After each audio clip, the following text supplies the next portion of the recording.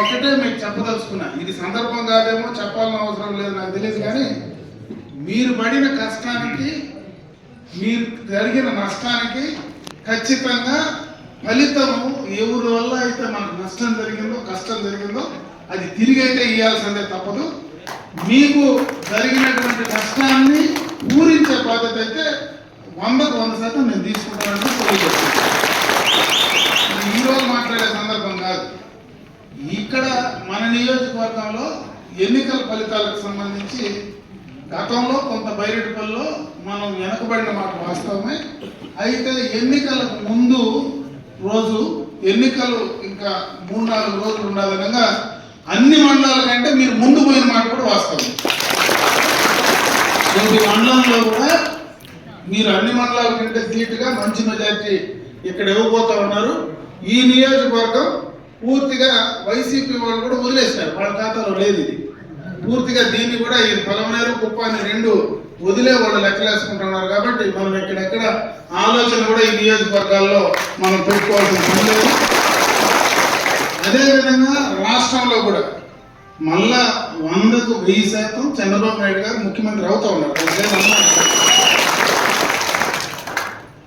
లోపల ఏది జరిగింది అనేది ఎన్నికలకు ముందు నేను చెప్పాలనుకుంటున్నా, కొన్ని అవసరం ఉందో లేదో నాకు తెలియదు, కానీ కింద ఒక భయం అయితే ప్రజల్లో ఉండింది.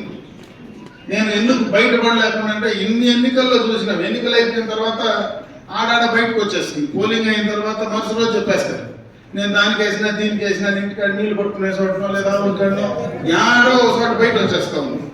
ఎప్పుడు నేను ఇన్ని ఎలక్షన్లు చూసినా, కిషోర్ చెప్పినట్టు 30-40 ఏళ్ళుగా ఎలక్షన్లు, మన ఎలక్షన్లు నటించి చూస్తూ ఉంటాను. ఎలక్షన్లు ముందు దాకా బయటపడరు, కానీ పోలింగ్ అయిపోయిన మరుసటి రోజు నుంచి యాడో ఒక చోట లీకేజ్ అయితే వస్తూనే ఉంటుంది. అయితే ఈ ఎలక్షన్లో పాపం అయిపోయినాక కూడా భయపడి బయట రావడం లేదు. లోపల ఏం జరిగింది అనేది క్లియర్ కట్గా అర్థమవుతుంది. ఆ భయం అనేది ప్రజల్లో ఈ ప్రభుత్వం వచ్చిన తర్వాత ఒక భయాన్ని ప్రజల్లో పెట్టడం జరిగింది. ఆ భయానికి మందు అయితే లోపల ఇచ్చినారు, బయటకు వాళ్ళు ఈ రోజు కూడా బయటపడడం రిజల్ట్ వచ్చిన తర్వాతనే తెలుస్తుంది. ఆ భయమే ఈరోజు అప్పుడే కృష్ణవేణమ్మ చెప్పినట్టు మా ఇంట్లో ఉండే, మా 150 సంవత్సరాలుగా ఉండేటువంటి ఆస్తులే ఈరోజు మా పేరుతో లేకుండా మారుస్తా ఉన్నారంటే రేపు అదే కదా ల్యాండ్ రైట్ యాక్ట్ చెప్పింది, మనం జగన్మోహన్ రెడ్డి చెప్పింది అది ఇంకా పెద్ద భయం. అది లోపల ప్రతి రైతుకు, ప్రతి ఒక్కడికి కూడా లోపల నా భూమి కూడా నాకు చెందదేమో అనే భయం కావచ్చు. రేపు మళ్ళా అధికారంలోకి వస్తే నాకు రావాల్సినవి రానికుండా చేస్తారని భయం కావచ్చు. గట్టిగా మాట్లాడితే నా మీద కేసులు పెట్టి ఇబ్బంది పెడతారని భయం కావచ్చు. వీటన్నిటికీ సమాధానం 13వ తేదీ పోలింగ్ బూత్ లో క్లియర్ గా ఇచ్చేసారు. రేపు 4వ తేదీ రిజల్ట్ క్లియర్ గా వస్తుంది. అదే వాస్తవం అయితే ఈ రాష్ట్రంలో ఒక సునామీ వస్తుంది. మామూలుగా